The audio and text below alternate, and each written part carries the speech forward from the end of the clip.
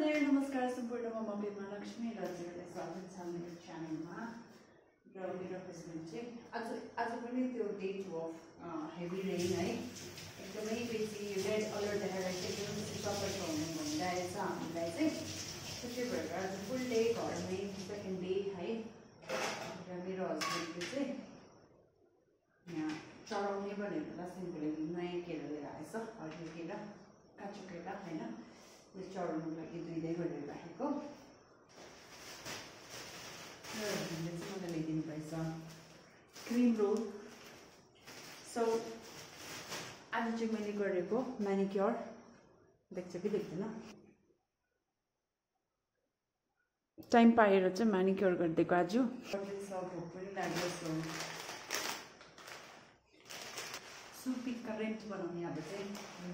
हुने गरी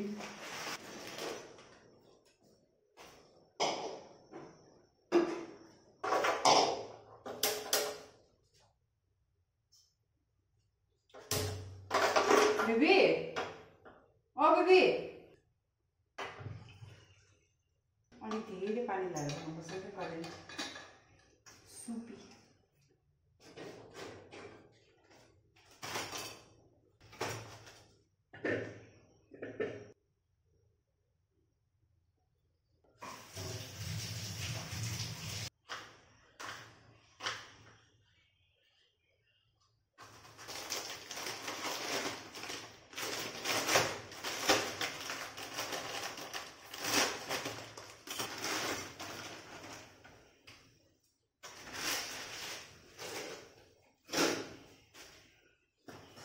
चाहिँ हाम्रो मिरिकमा दार्जिलिङ डिस्ट्रिक्ट एरियामा दार्जिलिङ सिक्किम पहाडी क्षेत्रमा चाहिँ हैन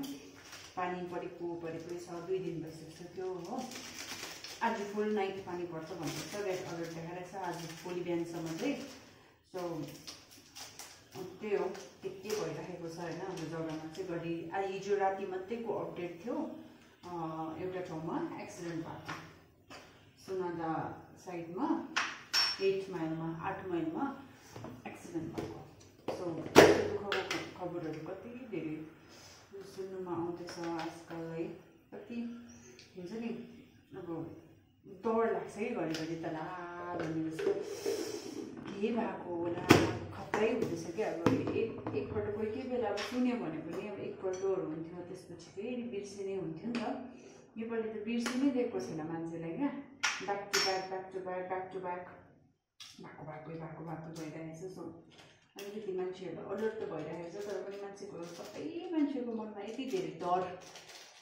पैदा भइरहेछ भने नि अब पुरा डर पलायो क्या मान्छेको मनमा त अलर्ट भएकै राम्रो हो होइन दुधेमा पनि अब एकदमै यहाँको एरिया त्यसको वरिपरि त्यो ब्रिजको वरिपरि या फिर खोलाको वरिपरि भएको मान्छेहरूलाई एकदमै डेन्जर भइराखेको छ अहिले होइन so silently praying for everyone including myself होइन त्यही त सो एनिवेज अब त्यही उयसमा बस्यो हामीले के गर्नु सक्छौँ होइन हाम्रो वरिपरि पनि हेर्दाखेरि अब खतरै छ डर नै लाग्छ हामी सबैलाई मलाई सबैले डर लाग्छ यो त झन्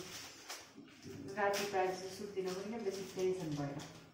डर लागेर टेन्सन डर लागेर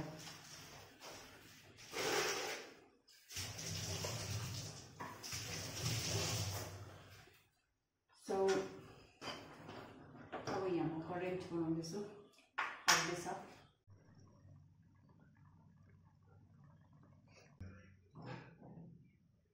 This is one of my favorite crockery.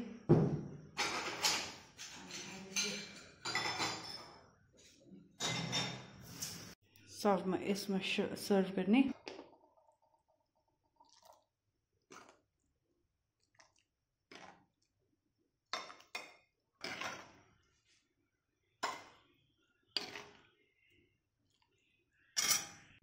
So here is my current in my favorite crockery with favorite spoon, you know, यस्तो पिउने हो तपाईहरुले एउटा कुरा भन्छु म चाहिँ एउटा इन्डियन कम्युनिटीको एउटा स्ट्यान्डर्डको अगेन्स्टमा या फिर नेपाली कम्युनिटीको स्ट्यान्डर्डको अगेन्स्ट एउटा के भन्न चाहन्छु भन्दाखेरि चाहिँ हाम्रो फ्यामिलीमा जुन सोसाइटीमा एउटा नर्म्स छ नि कि better crockeries are for the guest भन्ने, घरकै मान्छेहरूको लागि चाहिँ better crockeries, better bedsheets, better everything जस्तो लाग्छ क्या। अफकोर्स अब गेस्टहरू उनीहरू देउताको उयो मानिन्छ होइन, के भन्छ अतिथि देवो भव भनिन्छ होइन, but still I feel like त्योभन्दा पनि बढी हुनु त बढी त होइन तर एउटै हो जस्तो लाग्छ। सो घरमा पनि हामी जब हामी बस्छौँ होइन, घरमा बस्दाखेरि हामी घरकै मान्छेहरू पनि राम्रै क्रकरिजहरू, राम्रै भाँडाकुँडाहरू चलाएर बस्नु सक्छौँ जस्तो लाग्छ मलाई। बोलो जुबा केसरी कस्तो भयो बे?